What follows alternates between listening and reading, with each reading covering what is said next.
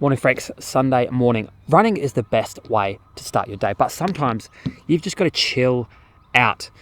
Rest days are so important for your mental health and your physiology and your overall health, and they also suck and drive me nuts. That sentence structure sounded like I was going somewhere with that, but I really wasn't. I'm gonna go to the gym.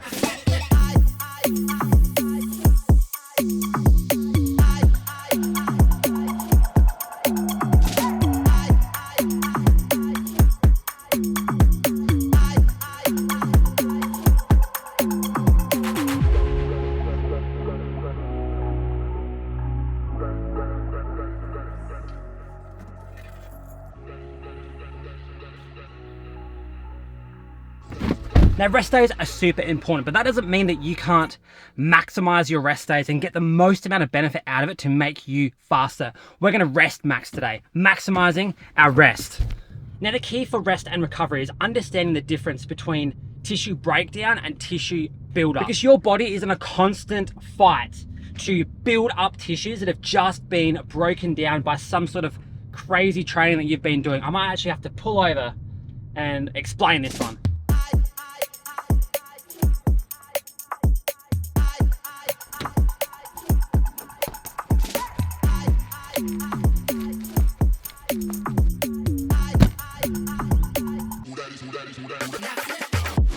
So when you load up your body when you're running, your tissues break down, and then over a period of time, they build back up again, nice and strong, perhaps even stronger than before. This is called super compensation. But the biggest confusion about rest days arises when you think about when you actually need this rest day and for what for and for how long and for who and for where and for why and all that shit. So there's two options that we have for this recovery period. We can either, number one, pre-book it with, scheduled rest days or rest weeks every, month or something, which is a really good option in staying ahead of potential injuries and things like that. But the next thing is probably pretty important too. What we can do is rest when our objective and subjective measures of our own well-being start to tell us that we need to rest. An example of this would be our chronic mileage over time, our intensity levels per week, our heart rate variability, our resting heart rate, our life stresses, our work, our family, holidays, flu, staying on top of injuries. Anything like that is going to indicate whether you need to take a rest day or not. And that is the skill in becoming a endurance athlete, knowing how to determine if you need a rest or not.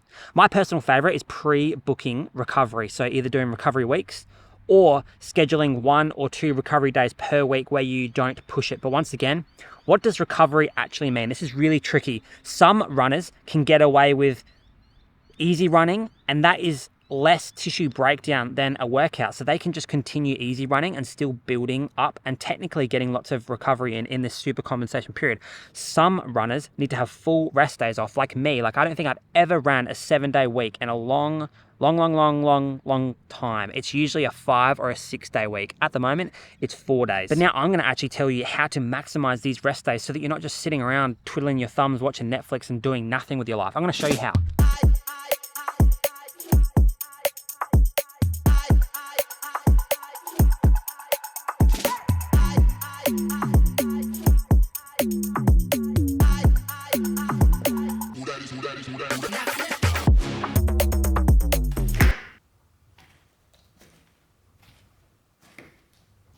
So the best thing that we can do on our rest days is to work on preventative exercises. These are exercises that are going to help to build resilience in the body in places where running might not necessarily build them up as quickly as doing stuff like this. The first thing is going to be isometrics. Isometrics are exercises where you don't move.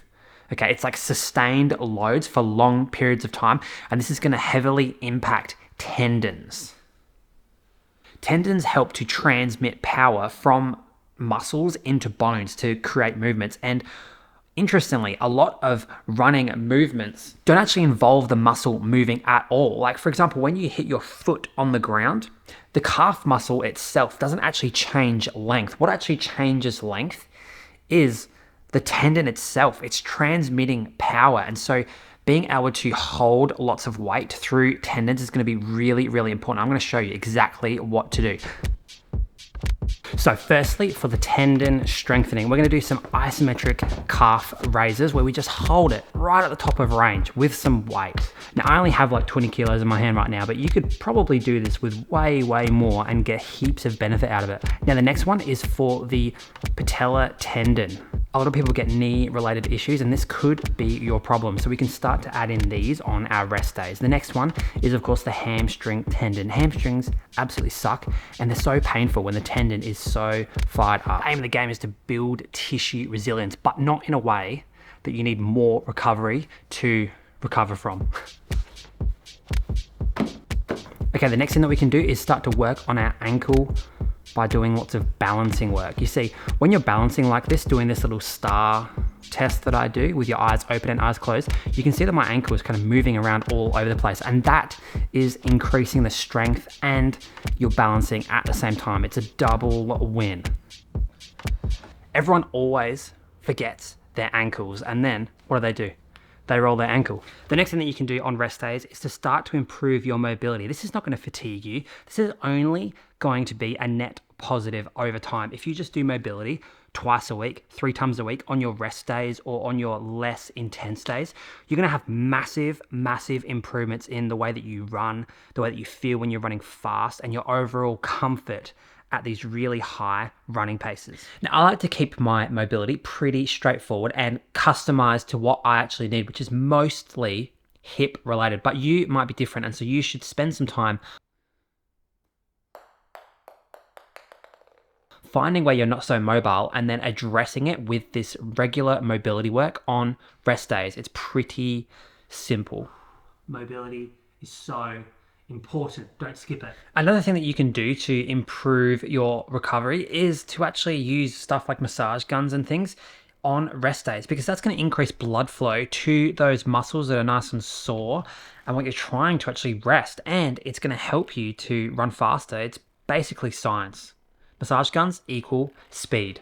Now, with all that being said, sometimes it is good to actually spend time on your rest days completely disconnecting from running and the progress of running and the difficulties of trying to get to your absolute prime and peak. Sometimes it's probably better to just not do any of this actually and just completely check out for the day. Maybe go see your friends, your family, go for a hike, do something else with your life to take your mind off the constant grind that running is, and life of course as well. You can't forget about life. Sometimes you need a day off and that's okay. But that is enough for today. I'm gonna go actually rest. I'll see you guys tomorrow. Tomorrow's Monday, so it's Q&A day. Questions below and I'll answer them.